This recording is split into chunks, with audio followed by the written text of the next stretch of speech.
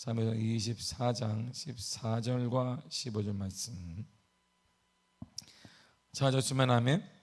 다 같이 우리 한 목소리를 따라하겠습니다. 시작. 이스라엘 왕이 누구를 따라 나왔으며 누구의 들을 쫓나이까? 죽은 개나 벼룩을 쫓음이니이다. 그런지 여호와께서 재판장이 되어 나와 왕 사이에 심판하사 나의 사정을 알피며 억울함을 풀어주시고 나를 왕의 손에서 건지시기를 원하나이다 하니라. 아멘. 기도하겠습니다. 하나님 감사합니다. 오늘 이 아침에도 하나님과 더불어 하루를 열어가게 하신 은혜를 감사드립니다. 우리의 모든 삶과 일정과 여정마다 하나님과 함께 축복된 출발을 하게 하시며 하나님과 함께 마무리되게 하시며 하나님과 함께 살아가는 믿음의 사람들 되게 하여 주옵소서. 우리 가운데 함께 하사 오늘도 말씀을 상고합니다. 말씀이 곧 하나님이십니다. 하나님 만나는 귀한 시간 우리에게 허락하심을 감사하며 예수님의 이름으로 기도했습니다. 아멘. 협상의 원리가 있습니다. 상대방과 문제가 생길 때 문제를 풀어가는 것을 협상한다라고 합니다. 이 협상을 할 때 상대방과 문제가 생겼을 때 지혜로운 자가 어떻게 협상해 나가는가가 오늘 본문에 기록되어 있습니다. 그러니까 이것은 우리의 일상생활 중에 작은 관계, 이렇게 소그룹과의 문제, 구역의 문제, 가정의 문제, 자녀와의 문제, 기타 등등의 문제 가운데 이 사람과 내가 원활한 관계를 유지하는 협상의 원리가 본문에 나와 있습니다. 특별히 상대방이 내게 비해서 모든 면에 뛰어난 사람과 협상을 할 때는 어떻게 해야 되는가? 우리보다 뛰어난 사람이 생각보다 많습니다. 내가 능력의 인생을 살아보니까 살면 살수록 느껴지는 게 뭐냐면 세상은 넓고 나보다 가지거나 능력 있는 사람이 많다, 이걸 알게 됩니다. 젊을 때는 나밖에 안 보여요. 세상 꿈을 다 이룰 수 있을 것 같고 능력 받았을 것 같고 내 뜻대로 다 될 것 같은데 나이가 되면서 깨닫는 것은 내 뜻대로 되는 게 많지가 않구나.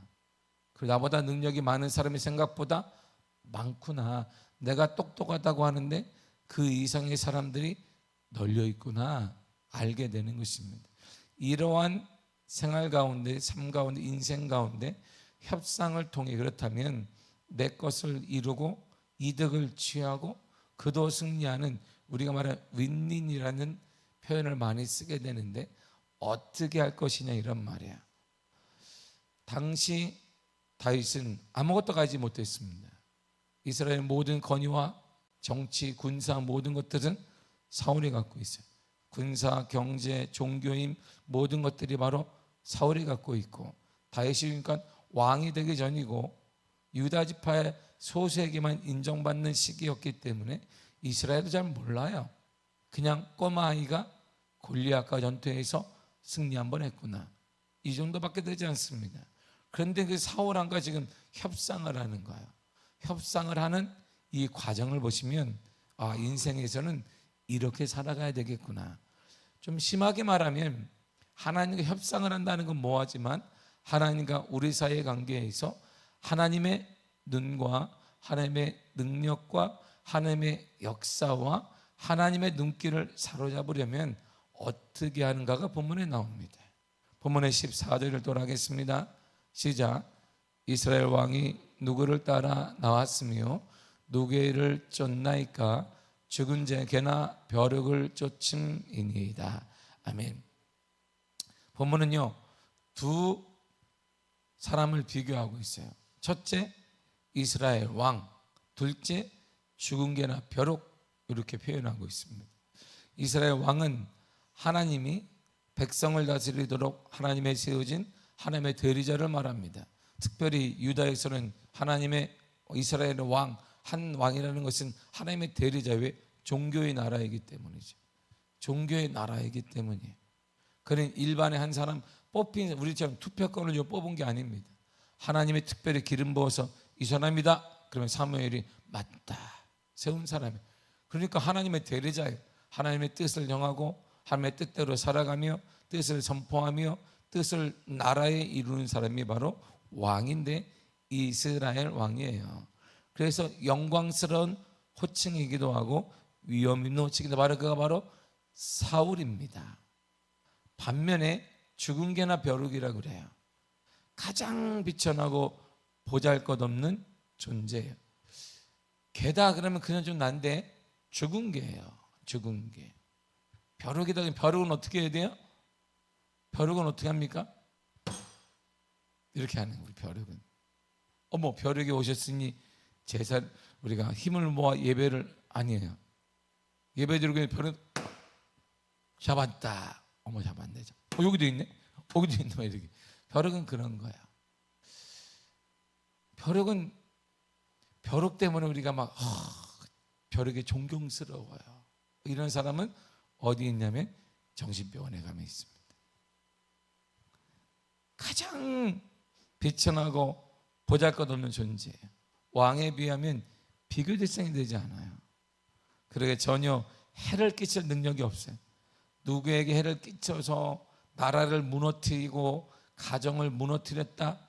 물론 벼룩이 많으면 아이고 지겨워라 정말 아우 막 이럴 수 있으나 벼룩 때문에 우리 집안이 무너졌어요. 벼룩 때문에 우리 자녀들의 앞길이 막혔습니다. 벼룩 때문에 이 나라가 그냥 팍 망하게 생겼습니다. 이렇게 말하는 사람은 없습니다. 너무나 능력이 없어서 상대방에게 해를 끼칠 능력조차 없는 존재예요. 그가 바로 다윗입니다. 이처럼 다윗은 이스라엘 왕이라는 칭호를 사울에게 주고 죽은 개나 벼룩은 자신에게 적용시켰습니다. 사울에 대한 자신의 현저한 상대적 열등감을 강조하는, 당신은 위대한데 나는 여기 있습니다. 나는 살아있는 개도 아니고 죽은 개입니다. 나는 인생에 모두 관심이 없는 벼룩과 같은 존재입니다. 다윗이 이것이 한 까닭은 사울에게 나는 당신에게 위협이 되지 않습니다. 나는 당신의 상대조차 되지 않습니다. 나를 적대시하거나 질투할 필요가 없습니다. 경계심을 가질 필요조차 없습니다는 의도입니다. 사무엘하 9장 8절에도 동일하게 이렇게 말해주고 있습니다. 시작. 그가 절하여 이르되 이 종이 무엇이기에 왕께서 죽은 개 같은 나를 돌아보시나이까 아니라. 아멘. 곳곳에 나와요. 누가 협상을 하거나 그의 마음을 사거나 그의 용서나 이해를 구하고자 한다면 철저할 일이 뭐냐? 그를 높이고 나를 낮추는 거예요. 우리 인생 원리도 똑같습니다. 우리 인생 원리가 같아요. 그를 높이고 나를 낮추면 뭔가 이루어져요. 사람들이 왜 꼴 보기 싫다라고 말을 할까요? 제가 끝까지 잘났다는 거예요. 끝까지 자기는 뛰어난 사람이라고 말하는 거예요. 그 사람 틀어지기도 하고 너도 그러냐 나도 그렇다. 근데 위대한 다윗이 하는 일을 보세요. 당신은 높은 사람이고 나는 죽은 개나 벼룩 같은 하찮은 사람입니다. 그러니까 대화가 되는 거예요. 아, 그런 사람이구나. 하물며 만왕의 왕이신 하나님의 국리를 구하고자 한다면, 하나님의 은혜를 구하고자 하는 우리가 할 일이 여기 있습니다. 우리가 할 수 있는 모든 것을 다해서 우리 자신을 낮추어야 합니다. 낮아져야 됩니다. 그래서 성경이 이렇게 말해주고 있습니다. 베드로전서 5장 6절입니다. 시작. 그러므로 하나님의 능하신 손 아래서 겸손하라. 때가 되면 너희를 높이시리라. 아멘. 겸손해라. 더 겸손해라. 더 겸손. 나는 겸손만 하면 하나님이 높이신다는 거야. 높이는 건 누가 높인다? 하나님이 높이. 내가 높아지는 거 아니에요. 내가 말입니다. 내가 이런 사람입니다. 나는 아니에요. 하나님이 높일 테니까 너가 할 일은 뭐냐? 겸손해라. 겸손해라. 겸손해라. 야고보 사도 이렇게 말했습니다. 야고보 4장 10절입니다. 시작. 주 앞에서 낮추라. 그래야만 주께서 너희를 높이시리라. 아멘. 반복되는 단어 보세요. 베드로 사도나 야고보 사도나 동일하게 높이는 거는 하나님이 하신다는 거야. 우리 인생을 높이는 거 하나님이, 우리가 쓰시는 거 하나님이, 우리에게 쓰시는 누가? 하나님이 하시는 것이고, 내가 할 일은 낮추는 거야. 낮추고 낮아지게 된다, 뭐 이런 말입니다. 하나님과의 특별한 관계를 원한다면 오늘 하나님의 은혜를 받기를 원하고 하나님의 긍휼을 받기를 원하며 하나님의 응답 받기를 원하는 우리가 할 일이 뭐냐? 낮추는 것입니다. 겸손해지는 것. 더 낮추고 더 겸손하고 더 낮아지시길 바랍니다. 그럼 하나님이 도와야 하나님 우리 사이에 관계가 형성이 돼. 관계. 우리가 하나님 앞에 이런 태도를 가져야 하는 이유는 여기 있습니다. 15절입니다. 시작. 그런즉 여호와께서 재판장이 되어 나와 왕 사이에서 심판하사 나의 사정을 살펴 억울함을 풀어주시고 나를 왕의 손에서 건지시기를 원하나이다 아니라. 아멘. 하나님은 재판장이십니다. 하나님의 재판장이라는 의미가 뭐냐면 세 가지 뜻을 오늘 다윗이 풀어놓았습니다. 하나님의 재판장이다, 이런 뜻은 세 가지 의미가 다 있다는 거예요. 첫째, 사람과의 관계 속에서 옳고 그름을 판결해 주실 거다. 우리의 판결은 누가 한다? 하나님이 해 주실 거야. 두 번째가 억울함이 없도록 해 주실 겁니다. 세 번째가 심지어 왕의 손, 왕의 힘 앞에서도 나를 건져 주실 것입니다. 왜요? 누가? 하나님이 재판장이시기 때문에. 하나님은 심판은 무조건 심판은 이런 뜻이 아니에요. 다윗이 말하는 하나님의 재판장, 하나님의 심판자라는 의미는 바로 세 가지 뜻이 있는 거예요. 사랑의 관계에서 옳고 그름을 하나님 판결해 주실 것이고 내 억울함을 풀어 주실 것이며 어떤 힘 앞에서 나를 건져 주실 것입니다. 물론 이 시대를 살다 보면 재판장이 하나님만 있는 거 아닙니다. 바로 재판장이 어디 있느냐? 옆 사람이 재판을 해요. 옆 사람이 딱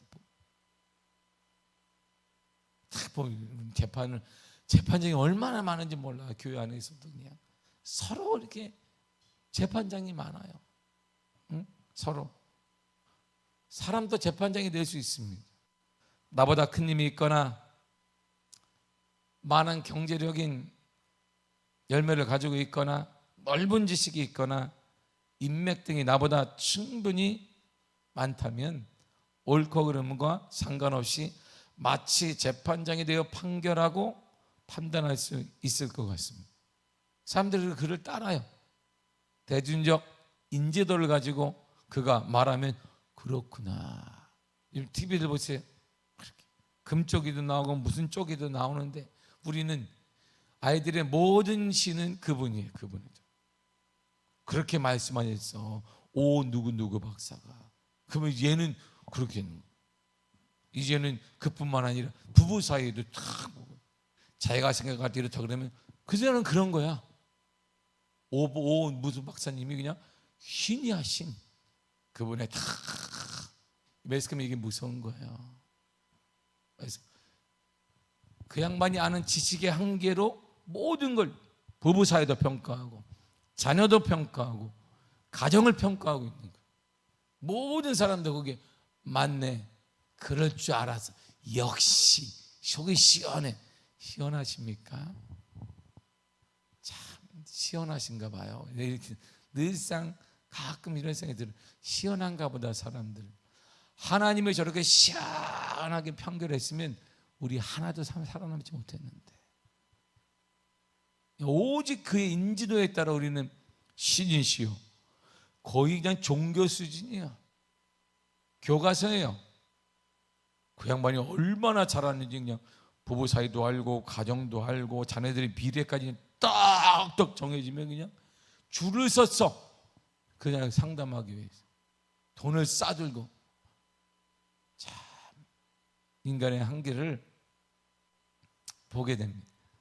그래서 저는 가끔 이런 생각이 들어요. 마치 하나님이 가장 우리의 안고 일어섬을 하시고 우리의 마음을 더 하나님이 헤아리시는데 하나님의 저렇게 평가를 하고 판결했다면 살아남은 사람 아무도 없는데 정말 하나님에 대해서는 두려움은 아무도 갖지 않아. 그러놓고 한 사람 그가 말한 모든 것이 교과서가 되어지고 판결문이 되어져요. 어쩌면 세상은 그런 흐름이 자연스러운 것이라고 인정하기도 합니다. 그러나 그 판단과 판결은 일시적일 뿐만 아니라 영원히 지속되지 않고 하나님 보실 때 옳고 그른 건지도 증명된 것도 없습니다. 영원한 판단, 영원한 판결, 영원한 재판장은 성경이 말합니다. 한 분밖에 없다는 거예요. 욥기서 20장 5절 이렇게 말합니다. 시작.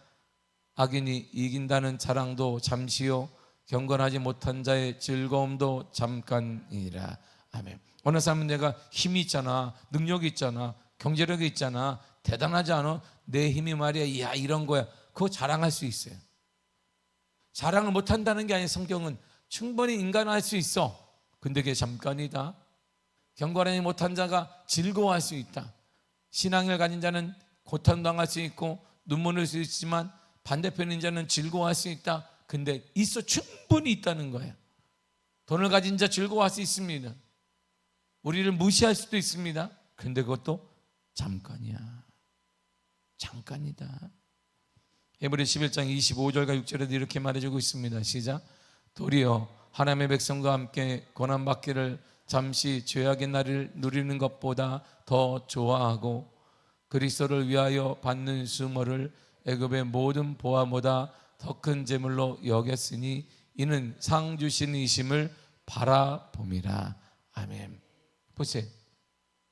그런데 믿음의 사람은 도리어 심지어 하나님의 백성과 함께 고난받기를 더 좋아했고 그리스도를 위해 수모받는 것 더 좋아했다. 그 이유가 뭐냐?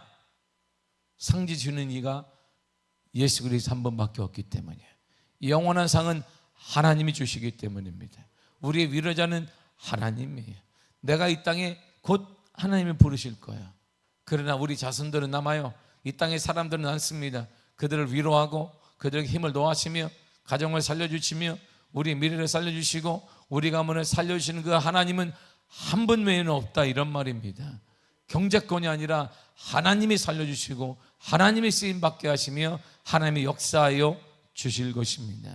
많은 사람들이 똑똑한 것, 돈 많은 것, 성공적인 것 다 좋아, 맞습니다. 여러분은 싫어하십니까? 여러분도 좋아합니다. 우리 모두가 다 좋아합니다. 문제는 그걸 쓰시느냐 안 쓰시냐가 문제예요. 하나님이 쓰느냐 안 쓰느냐가 가장 큰 중요한 문제예요. 하나님이 쓰도록, 하나님이 우리 자녀를 쓰고 우리의 미래를 쓰고 우리 가정과 가문을 쓸 수 있도록 저와 여러분들이 할 일이 뭐냐? 하나님 마음을 사는 것입니다. 주 하나님을 바라보시길 바랍니다. 오직 하나님을 바라보시길 바랍니다. 오직 하나님을 바라보시길 바랍니다. 그럴 때 하나님의 거룩한 역사가, 하나님의 은혜가 나타나고 그 하나님 앞에 오늘도 더 겸손히, 더 낮아져 하나님을 섬기고 하나님을 의지하는 삶이 되기를 바라고, 사람과의 관계 속에서도 더 낮아지십시오. 더 낮아지면 하나님이 여러분들을 높여 주실 것입니다. 그런 은혜가 여러분 삶 가운데 보이지 않도록 축복합니다. 기도하겠습니다. 하나님 감사드립니다. 우리에게 은혜 허락하심을 감사드립니다. 충만하게 허락하시니 감사드립니다. 거룩함으로 인도하시니 감사드립니다.